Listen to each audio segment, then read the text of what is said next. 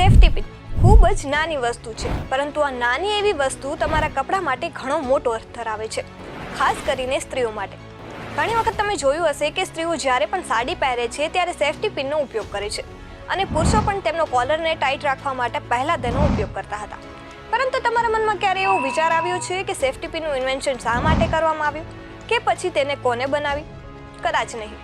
તો આપણે જણાવી દઈએ કે આ નાનકડી પણ બહુ કામની સેફટી પિનનો આવિષ્કાર વોલ્ટર હન્ટે તેમની પત્નીની સમસ્યાને ઉકેલવા માટે કર્યો હતો.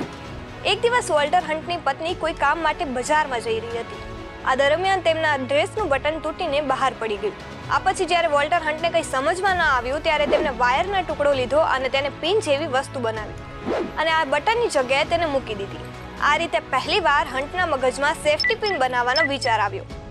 એવું કહેવામાં આવે છે કે વર્ષ 1849માં વોલ્ટર હન્ટ પર ઘણા બધા લોકોનું દેવું હતું, જેને ચૂકવવા માટે તેને દરરોજ નવી શોધો કરવી પડતી હતી. જેમાં તેને સેફટી પિનનો આવિષ્કાર કર્યો હતો અને તેને ડ્રેસ પિન નામ આપ્યું હતું.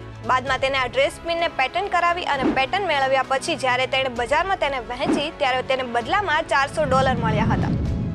જોકે શરૂઆતમાં સેફટી પિનનું સ્વરૂપ આજના જેવું નહોતું. બાદમાં જ્યારે વોલ્ટર હન્ટે તેની રીતે તેને બનાવી ત્યારે તેને એવી રીતે બનાવી કે તેને મૂકતી વખતે કોઈને હાથમાં ઈજા ન થાય.